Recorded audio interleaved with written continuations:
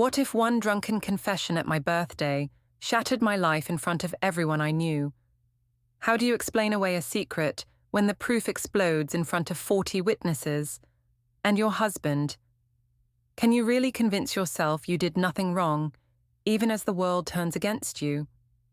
The champagne flute slipped from my fingers as Tyler DeWitt stumbled toward the microphone, his face flushed with alcohol and something darker. I should have known this moment would come. I should have seen it building all evening as he lingered too close, whispered too intimately, and shot those knowing glances across the crowded bistro. "Evanthe," my husband Simon whispered beside me, his voice tight with concern. "What's he doing?" I forced a laugh, the sound brittle in my throat. "He's just drunk, honey. You know how Tyler gets at parties." But even as I said it, my stomach clenched with dread. Tyler had been drinking steadily since we arrived at Bella Court, the upscale downtown bistro I'd chosen for my 34th birthday celebration. The restaurant buzzed with conversation from our 40 guests, family, friends, colleagues from my HR job at Meridian Corp. My sister Phoebe had outdone herself with the decorations, draping elegant gold streamers between the exposed brick walls. The cake, a towering chocolate masterpiece, sat untouched on the head table as Tyler swayed dangerously close to the sound system.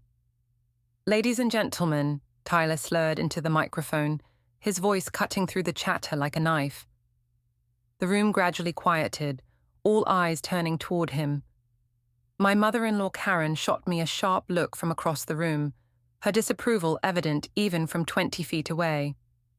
I tried to catch Tyler's attention, shaking my head slightly, but he was lost in his own world.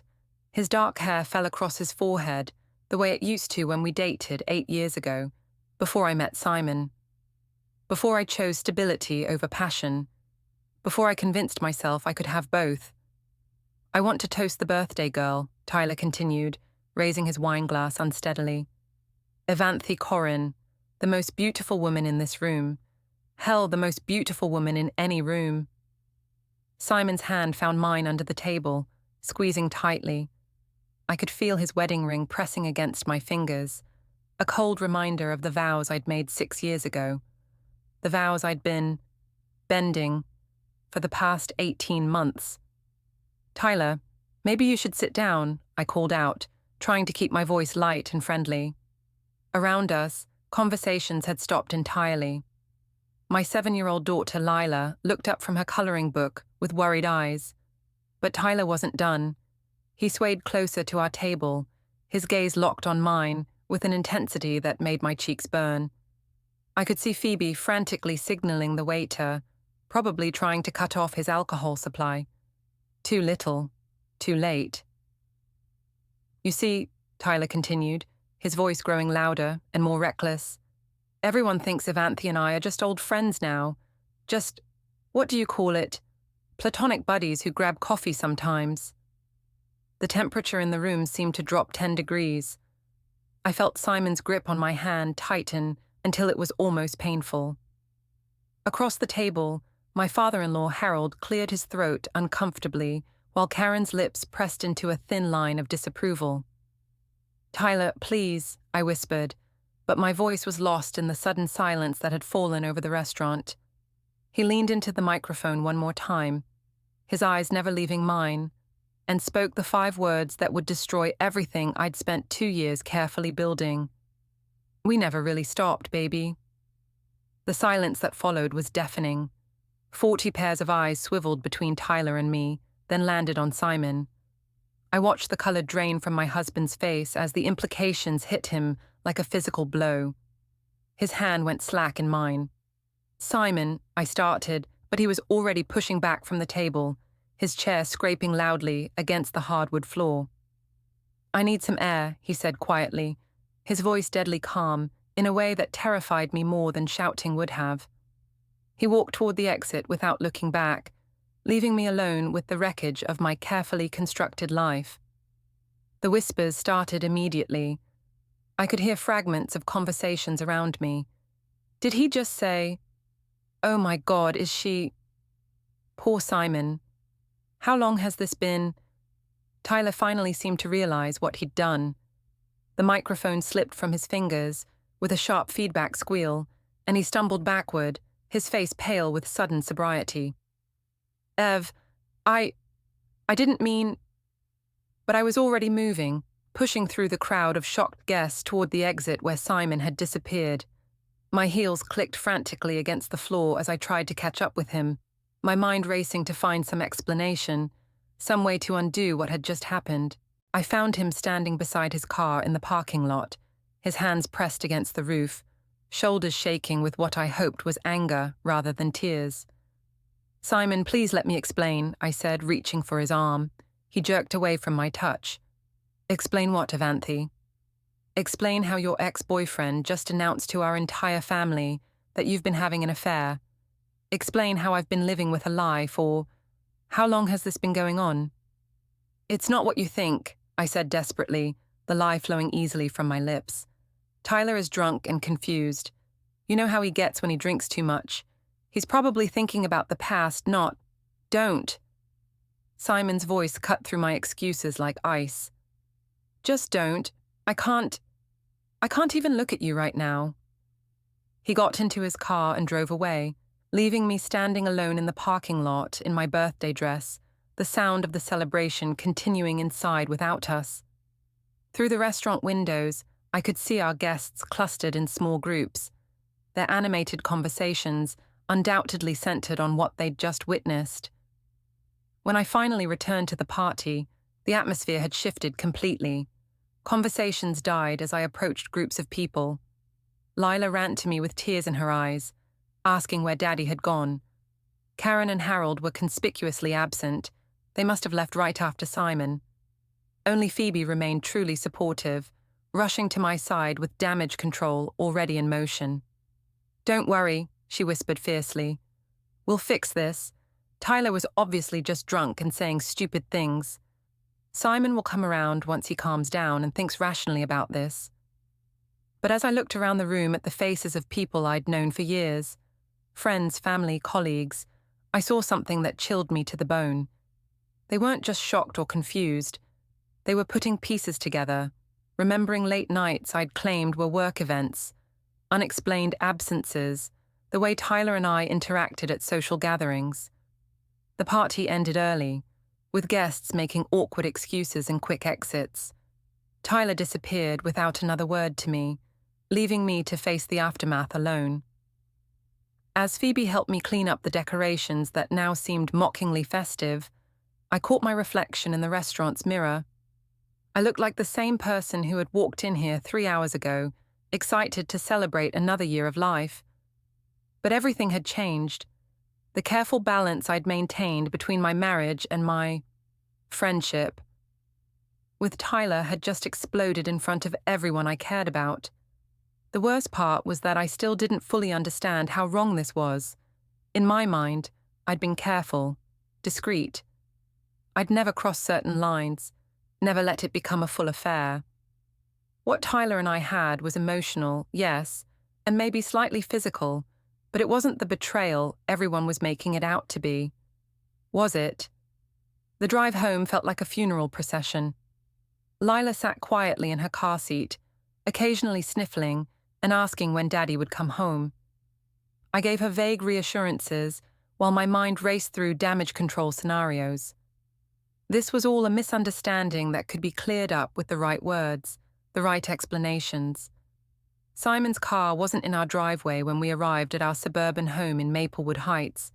The house felt enormous and empty as I carried a sleepy Leela upstairs to bed. She clung to me tighter than usual, her 7-year-old instincts picking up on the tension even if she couldn't fully understand what had happened. "Mummy, is Daddy mad at you?" she asked as I tucked her into bed. "Daddy's just confused about something, sweetheart. Everything will be fine in the morning." The lie came so easily. I'd been practicing variations of it for months, whenever she asked why Mummy had to work late so often, or why Uncle Tyler visited when Daddy wasn't home. I was in the kitchen making coffee when Simon finally came home around midnight. He moved through the house like a ghost, avoiding eye contact as he grabbed clothes from our bedroom. I followed him, desperate to explain, to make him understand that this wasn't what it looked like. "Where have you been?" I asked, trying to keep my voice gentle and concerned rather than defensive. "Driving, thinking." He stuffed shirts into an overnight bag with mechanical precision. "I'm sleeping in the guest room." "Simon, please. We need to talk about this. Tyler was completely drunk tonight. You know he says stupid things when he drinks. Remember your birthday last year when he told everyone he was going to buy a yacht? He was obviously just—" "Stop." Simon's voice was quiet but firm. "Just stop lying to me, Evanthe.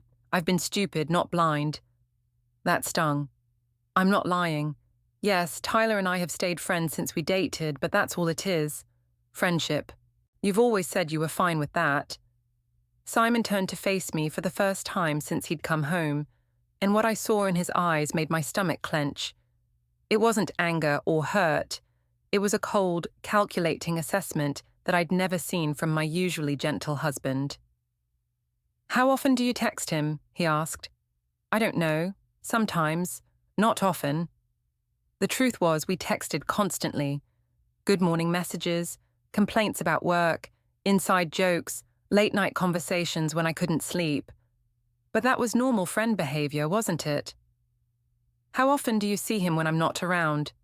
"Simon, you're being paranoid." "Yes, we grab coffee sometimes, or lunch. He's going through a hard time with his job, and he needs someone to talk to. I'm just being a good friend." "A good friend." Simon repeated the words like they tasted bitter. "Is that what you call it when he drops you off at home at 10 p.m. on nights when you're supposed to be at work events?" My blood went cold. "What are you talking about?"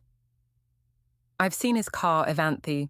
That ridiculous red Camaro parked 3 blocks away like I wouldn't notice it. I've seen him drop you off at the corner so you can walk home and pretend you took an Uber from some corporate dinner that I can never seem to find on your company's calendar." The careful world I'd constructed began crumbling around me. Simon had been watching, documenting, building a case while I thought I was being clever. But I couldn't admit that now. Admission meant guilt, and I wasn't guilty of anything truly wrong. "You're being ridiculous," I said, forcing a laugh. "Even if Tyler did give me rides sometimes, so what? We're friends. Friends help each other out. You're turning innocent interactions into some kind of conspiracy theory." Simon stared at me for a long moment, then shook his head sadly.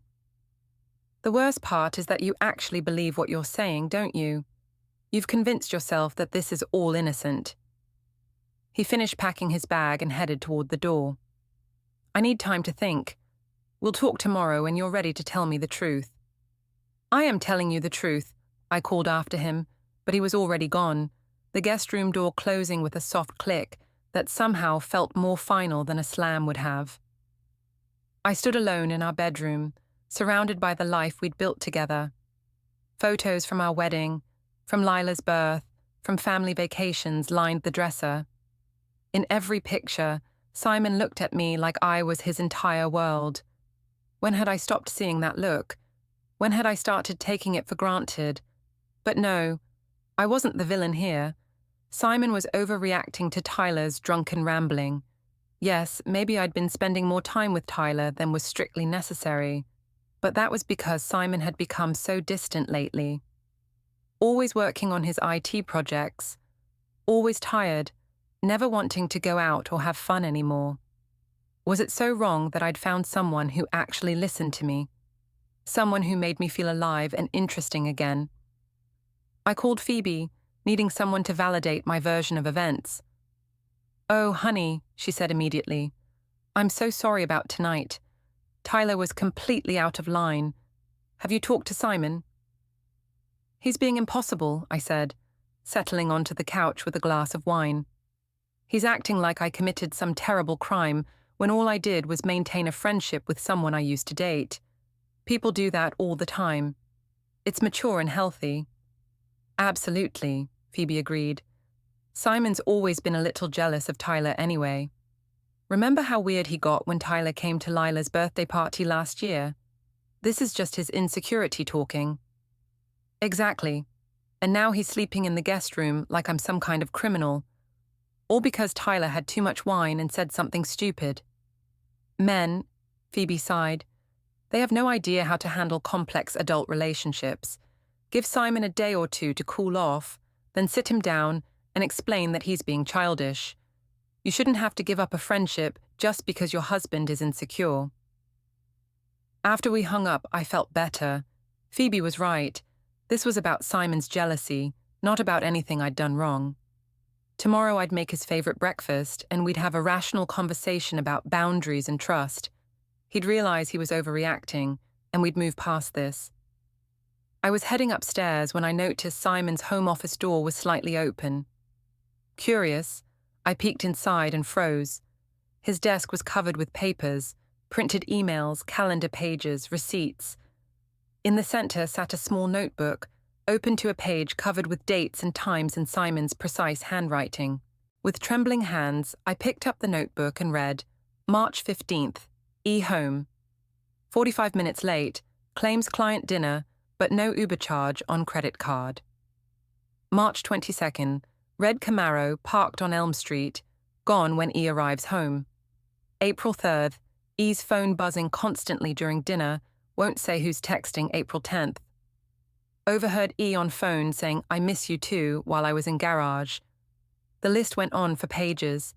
Months of observations, documented with the same methodical precision Simon brought to his work projects.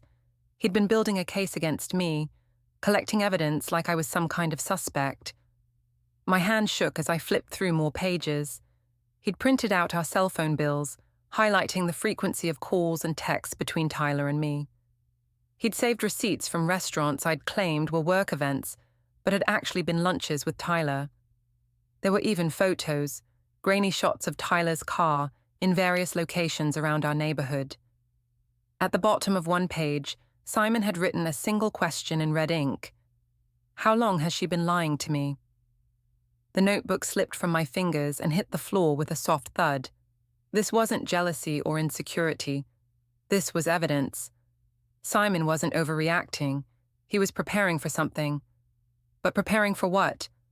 I quickly closed the notebook and placed it back exactly where I'd found it, my heart pounding.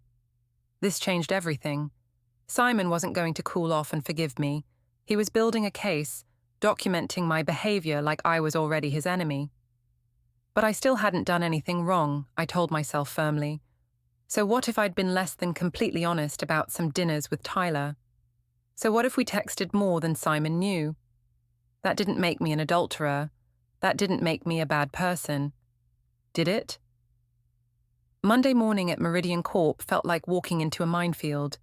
I'd barely made it to my desk in the HR department when I noticed the whispered conversations that stopped abruptly when I approached.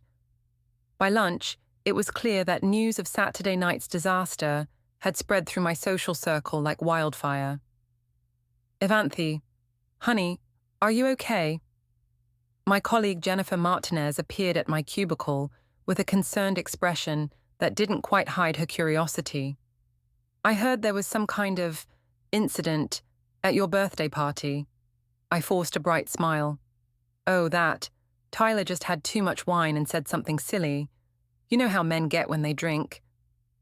I laughed as if the whole thing was amusing rather than devastating. Simon and I had a good laugh about it later, but Jennifer's expression suggested she'd heard more details than I'd hoped. That's good. Well, people are talking, and I wanted to make sure you knew that I'm here if you need anything. People were talking, of course they were. 40 witnesses to Tyler's declaration meant 40 different versions of the story, spreading through our interconnected social network. By the time the gossip reached my coworkers, who knew me as the competent, family-oriented HR specialist, it had probably grown into something far worse than what actually happened. I spent my lunch break calling friends who'd been at the party, trying to control the narrative. Most were polite but distant, offering generic support, while clearly fishing for more information. The worst was my friend Lisa, who'd known Simon and me since college. Evanthe, I have to ask, she said during our phone call, is there something going on between you and Tyler? Because what he said on Saturday, it sounded like he was talking about an ongoing relationship. Lisa, you've known me for 8 years. Do you really think I'm the kind of person who would cheat on my husband? I put just enough hurt in my voice to make her feel guilty for asking. No, of course not. It's just, well, you and Tyler have been spending a lot of time together lately, and some of us have noticed that you seem, I don't know, different when he's around. Different. What did that mean? That I smiled more, laughed louder, felt more like myself? Was it a crime to enjoy someone's company? Tyler is going through a difficult time, I explained patiently. His job situation is complicated, and he doesn't have many people he can talk to. I'm just being a good friend. The same way I'd want someone to be there for me if I needed support. Lisa seemed satisfied with this explanation, but I could tell she wasn't entirely convinced. After we hung up, I realized I needed to have the same conversation with dozens of other people. The story needed to be consistent. Tyler was drunk, he misspoke, Simon and I were fine, everything was normal. The problem was that Simon wasn't cooperating with this version of events. When I arrived home that evening, I found him in the kitchen making dinner for himself and Leela. He acknowledged me with a polite nod, but didn't ask about my day or offer to make me a plate. Leela, picking up on the tension, ate quietly while glancing nervously between us. "How was school, sweetheart?" I asked, trying to project normalcy. "Good. We learned about butterflies. Mrs. Peterson says they start as caterpillars, but then they change into something completely different."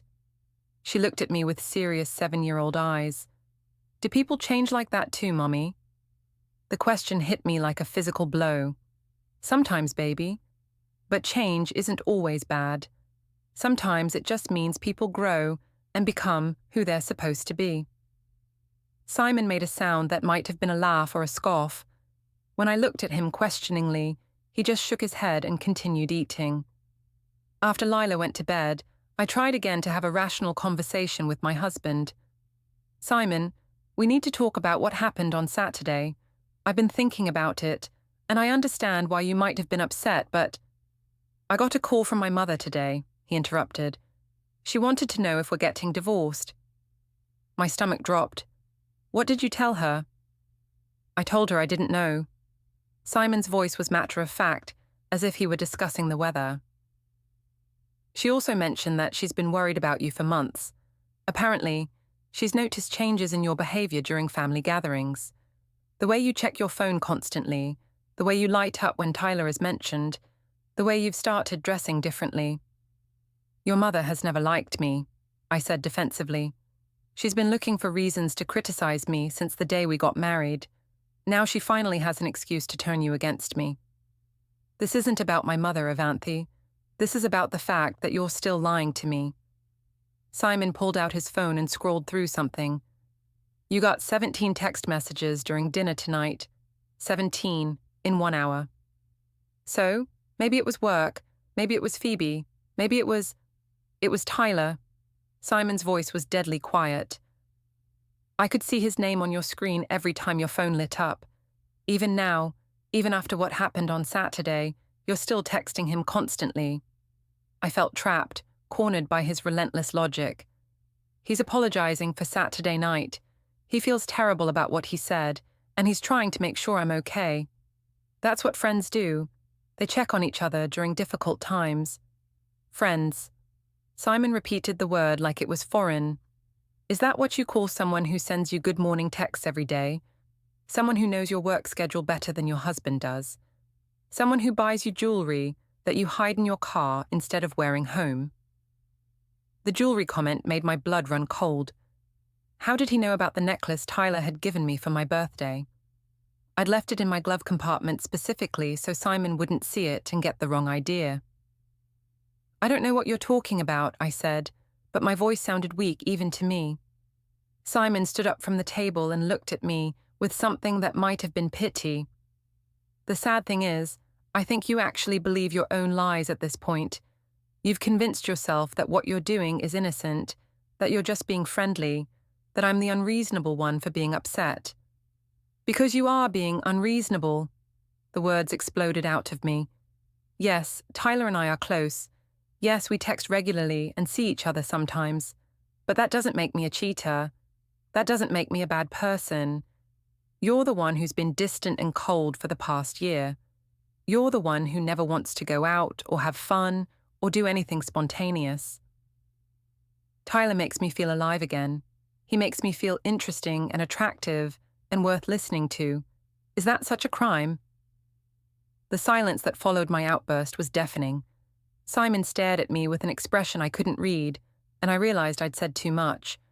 I'd revealed feelings I hadn't even fully acknowledged to myself. There it is, Simon said softly. Finally, the truth. He walked toward the guest room, then paused at the doorway. For what it's worth, Evanthe, I never stopped thinking you were interesting or attractive or worth listening to. I just stopped being enough for you. That night, I lay alone in our king-size bed, staring at the ceiling and replaying the conversation. Had I been unfair to Simon? Had I really been emotionally unavailable? Or had he just stopped trying to connect with me? And did it matter now, when he was clearly building towards some kind of confrontation that I wasn't prepared for? My phone buzzed with another text from Tyler. Are you okay? I can't stop thinking about Saturday. I never meant for this to happen. I started to respond, then stopped. Simon was probably listening for the sound of my typing, adding it to his growing list of evidence. Instead, I turned off the phone and tried to sleep. But sleep wouldn't come. All I could think about was Simon's notebook, filled with months of careful observations. All I could think about was the way my friends' voices had changed when they spoke to me, the way my coworkers looked at me with a mixture of pity and judgment. Everything was falling apart, and I still couldn't understand why. What had I really done that was so terrible? What crime had I committed by finding happiness and connection with someone who appreciated me? Why couldn't anyone see that I was the victim here? By Thursday, the walls were closing in from all directions. The whispered conversations at work had evolved into pointed questions from my supervisor about maintaining professional boundaries and avoiding conflicts of interest. Apparently, someone had mentioned that Tyler occasionally picked me up from work events, and now my judgment was being questioned. I needed to see Tyler, to coordinate our stories, and make sure we were presenting a united front. If everyone was going to treat us like criminals, we needed to be strategic about our defense. I told Simon I was working late on quarterly reviews and drove to Tyler's apartment complex across town. The familiar butterflies in my stomach reminded me why I'd been drawn to him in the first place. Even in crisis, Tyler had a way of making everything feel like an adventure rather than a catastrophe. He answered the door looking haggard, his usually perfect hair disheveled and his eyes bloodshot. Ev, thank God, I've been going crazy thinking about what I did to you on Saturday. We need to talk, I said, stepping into his apartment. The space was exactly as I remembered. Modern furniture, expensive electronics, and not a single family photo anywhere. So different from my house, which was cluttered with evidence of the life Simon and I had built together. I can't believe I was so stupid, Tyler said, running his hands through his hair. I was drunk and jealous watching you with your perfect little family, and I wanted everyone to know that you chose me too, you know? That I wasn't just some pathetic ex hanging around the edges of your life. Tyler, we need to focus on damage control now. Simon is documenting everything, building some kind of case against me. People are talking at work. My mother-in-law is asking questions. We need to get our stories straight. But Tyler was pacing now, agitated in a way I'd never seen before. Maybe this is good, though. Maybe it's time to stop sneaking around and just be honest about what we have together. What we have. I stared at him. Tyler, we're friends. Close friends, yes, but we're not. I mean, I'm married. I have a daughter. I can't just blow up my life because you had too much wine and said something stupid. Friends? Tyler laughed bitterly. Ev, we've been having an emotional affair for over a year. We text each other constantly. We share things we don't share with anyone else. We meet in secret. We buy each other gifts. You light up when you see me in a way you never light up for Simon. How is that just friendship? The words hit me like a slap. It's not an affair. We haven't crossed that line. What line? The physical line. That's the only line that matters to you. Tyler moved closer, and I could smell his cologne, the same scent that had been clinging to my clothes after our coffee dates. What about the emotional line? What about the fact that you tell me things you don't tell your husband? What about the fact that you'd rather spend time with me than with your own family? That's not true, I said, but even as the words left my mouth, I knew they weren't entirely honest. I did look forward to my time with Tyler more than almost anything else in my life. I did share my real thoughts and feelings with him in ways I'd stopped doing with Simon, but that didn't make it an affair. That just made it complicated. Look, I said, trying to regain control of the conversation. What matters now is that we present a consistent story. If anyone asks, we're old friends who stayed in touch. Nothing inappropriate has happened between us. You were drunk on Saturday and misspoke. That's it. Tyler stared at me for a long moment, then shook his head. You really don't get it, do you? This isn't going away, Ev. Simon isn't going to just accept some bullshit explanation and move on. He's going to keep digging until he finds out exactly what's been happening between us. There's nothing to find out, I insisted. We haven't done anything wrong. Haven't we? Tyler moved to his kitchen counter and picked up his phone. Should I show you our text history?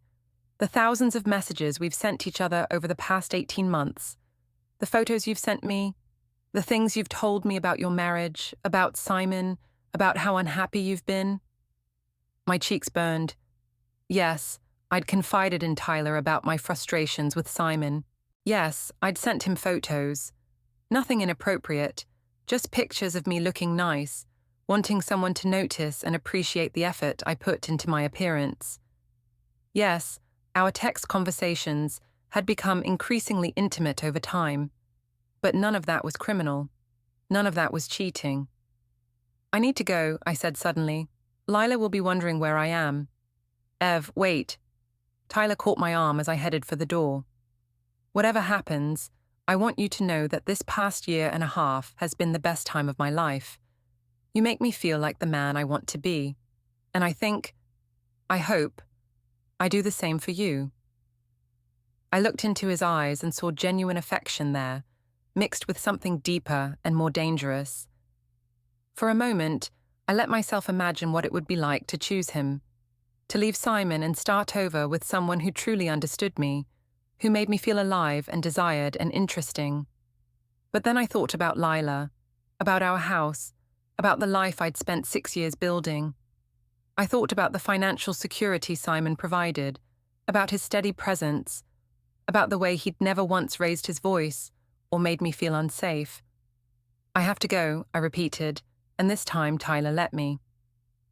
The drive home was a blur of conflicting emotions. Tyler was right about one thing. This wasn't going away. Simon was too methodical, too thorough to accept surface explanations. He was going to keep digging until he uncovered every secret conversation, every hidden meeting, every moment of connection Tyler and I had shared. But what would he find, really? Yes, we'd grown close. Yes, we'd shared things that maybe married people shouldn't share with others. But we'd never crossed the physical line. We'd never actually cheated, not in the way that really mattered. I was so lost in thought that I almost missed the black sedan parked across from my house. It wasn't until I was pulling into my driveway that I noticed it, and by then, it was too late to get a good look at the driver. Probably nothing, just a neighbor's visitor. Inside, Simon was helping Lila with homework at the kitchen table. They looked up when I entered, and I was struck by how much they resembled each other. The same serious brown eyes, the same careful way of considering problems before speaking. "How was work?" Simon asked politely, as if I were a roommate rather than his wife. "Fine. Busy. You know how quarterly reviews are." The lie came automatically, practiced from months of deception. Daddy's teaching me about spreadsheets, Lila announced proudly. He says they're like puzzles for numbers. That's wonderful, sweetheart. I ruffled her hair, trying to project normalcy while my mind raced. How long could I maintain this facade? How long before the careful balance I'd maintained between my two worlds finally collapsed completely? After Lila went to bed, I found Simon in his office again, surrounded by papers. This time, he didn't try to hide what he was doing. "We need to talk," he said without looking up from a folder thick with documents. "Simon, I know you're upset about Saturday, but—" "I hired a private investigator," he said calmly, as if he were discussing the weather. The words hit me like a physical blow. "You what?" "I hired someone to document your activities, to verify what I already suspected." Simon finally looked at me, and his expression was completely neutral. "The photos from this week are quite interesting. You entering Tyler DeWitt's apartment building at 6:47 p.m. today, staying for 43 minutes, leaving in what appears to be an emotional state." My legs felt weak. I sank into the chair across from his desk, my mind struggling to process this new reality. "You had me followed. I had you watched. There's a difference." Simon opened the folder and spread several photographs across his desk. They showed me entering Tyler's building, sitting in my car afterward, walking to my front door. In each image, I looked guilty, furtive, like someone with something to hide. "Simon, this is insane. You're treating me like a criminal for visiting a friend who was upset about Saturday night." "A friend?" Simon picked up another folder. "Is that what you call someone you've texted 3,147 times in the past 6 months? Someone you've met with privately 41 times? Someone who's given you jewelry that you've hidden from your husband?" The numbers hit me like physical blows. Had it really been that many texts? That many meetings? When laid out in stark mathematical terms, our relationship looked different than it felt from the inside. "I want you to leave," Simon said quietly. "What?" "I want you to pack a bag and stay somewhere else while I decide what to do next. I can't have you in this house, lying to me and to Lila, while I figure out how to handle this situation." "You can't throw me out of my own house." Panic was rising in my chest. "What about Lila? You can't keep me from my daughter." "I'm not keeping you from anything, but I won't have her exposed to this, whatever this is. While we work through it." Simon's voice remained maddeningly calm. "You can see her, but not here. Not while you're still lying to both of us." I stared at him across the desk, at this man I'd been married to for 6 years, and realized I didn't recognize him anymore. The gentle, accommodating husband I'd taken for granted had been replaced by someone cold and calculating, someone who hired private investigators and spoke in terms of evidence and documentation. "Fine," I said, standing up with as much dignity as I could muster. "I'll stay with Phoebe. But Simon, you're making a huge mistake. You're destroying our family over a friendship that got misinterpreted by a drunk man at a party." Simon looked at me with something that might have been sadness. "No, Evanthe. You destroyed our family. I'm just deciding what to do with the pieces." As I packed a bag in our bedroom, my hands shaking with anger and fear, I could hear Simon on the phone in his office. I couldn't make out the words, but the tone was businesslike, professional. He was making arrangements, setting plans in motion, preparing for something I wasn't ready to face. For the first time since Saturday night, I began to wonder if I'd underestimated my husband. And for the first time since I'd reconnected with Tyler 18 months ago, I began to wonder if I'd made a terrible mistake. But even then, even as I threw clothes into a suitcase while my marriage crumbled around me, I couldn't bring myself to admit that I'd done anything truly wrong. I was just a woman who'd found friendship and emotional connection with someone who appreciated her. If that was a crime, then half the married people in America were criminals too. Wasn't that right? Staying at Phoebe's should have been a sanctuary, but the consequences kept coming, relentless and cold. By the end of my first week away, Simon had already begun dismantling my world with surgical precision. "Ev, we need to talk," Phoebe said over coffee, her usual brightness dimmed. "Mom and Dad called. Simon's been in touch with everyone, Karen, the whole family. He showed them documentation, texts, photos, receipts. He's filing for divorce and wants full custody of Lila." My stomach dropped. "He's telling them I had an affair. He says it's been over a year, and the evidence, it looks bad." Phoebe squeezed my hand. "They want to hear your side." The call with my parents was excruciating. Dad's warmth had cooled to disappointment. Mum asked careful, cutting questions. When they mentioned photos of Tyler and me, laughing at restaurants, sitting close in his car, I felt the ground shift. Simon had shared private investigator images with my own family. How many others had seen them? "I can't believe he's doing this," I said, voice thin. "He's trying to turn everyone against me because he's jealous." The silence on the line was louder than any accusation. Saturday brought worse. Legal papers arrived at Phoebe's door. Simon was filing for divorce, seeking full custody, terminating spousal support, and had frozen every joint account. I had less than $3,000 in my personal checking. When I tried to hire a lawyer, I discovered how thoroughly he'd planned. Janet Thornton, the divorce attorney Phoebe recommended, reviewed the filing with grim efficiency. "This is airtight," she said. "Text logs, surveillance photos, witness statements from neighbors and coworkers. Your husband's built a strong case for marital misconduct." "Is there any chance of reconciliation?" she asked. I thought of Simon's calm, methodical rage, the way he'd systematically stripped away my support. "No, he's not the same man." "Or maybe you're not the same woman," Janet said quietly. That afternoon, I drove to Tyler's apartment for comfort. The spot where his Camaro usually sat was empty. A neighbor mentioned a moving truck days earlier. He'd vanished without a word. The betrayal crushed me. For 18 months, he'd been my anchor, my validation. Now, when I needed him, he was gone. Back at Phoebe's, she looked troubled. "My principal called. Someone reported I'm harboring you during a scandal. They're worried about my job." Even Phoebe was being touched by the fallout. That night, lying awake in the guest room, I replayed everything. The secret texts that once felt intimate now seemed obsessive. The private meetings that felt like friendship now looked like lies. The emotional closeness that felt like connection now appeared as betrayal. For the first time, I wondered if Simon was right. Maybe I had crossed lines I refused to see. Maybe my hunger for feeling seen had cost me everything. My marriage, my daughter, my family's trust, my own sense of self. 3 weeks earlier, I had been a mother, a professional, a woman with a stable life. Now I was on administrative leave, separated from Leela, facing financial ruin, all because I couldn't admit what my choices had become.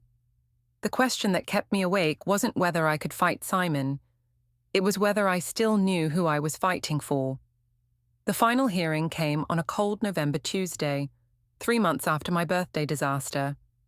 I sat in the courthouse conference room in my most conservative suit, trying to look respectable while my life unraveled.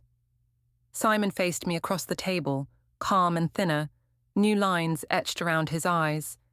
He looked like a man who had already made peace with loss. Judge Hendricks reviewed Simon's mountain of evidence, texts, photos, timelines, with clinical calm. "Mrs. Corrin, do you dispute these records?" I glanced at my attorney, who nodded. Denial was impossible. "I don't dispute the friendship with Tyler," I said, voice small, "but it was never physical." "Yet you concealed an emotional relationship from your husband," I swallowed. "Yes, Your Honor. I wasn't as transparent as I should have been." Simon's testimony was devastating. Quiet, measured, he described 18 months of lies, gaslighting, and the slow erosion of trust. He spoke of doubting his own sanity, of Lila's confusion and tears, of how I'd chosen my own comfort over our family's stability. "All I ever wanted was honesty," he told the judge, voice steady with pain. If she'd told me she was unhappy, we could have fought for our marriage together. Instead, she lied every day and made me feel crazy for noticing. When the judge ruled primary custody to Simon, supervised visitation for me, reduced assets, no spousal support, the words landed like stones. Afterward, in the hallway, Simon approached. "I'm not angry anymore," he said softly. "Just sad. Sad that you thought so little of me you couldn't trust me with the truth. Sad that you chose deception over conversation." He looked at me with profound sorrow. "I hope Tyler was worth it, because he cost you everything." I watched him walk away with Lila's small hand in his. She glanced back once, confused and hurt, before they disappeared through the doors. Outside, the grey November air hit my face. No husband. Limited time with my daughter. No job, no savings, no Tyler. For the first time in 18 months, I stood completely alone with the wreckage I had created. And in that moment, I finally understood. The real loss wasn't just my marriage or my security. It was the respect of the man who once loved me unconditionally, the trust of my child, and the woman I used to be. I had traded everything that mattered for the illusion of feeling seen, and discovered too late that some doors should never be opened.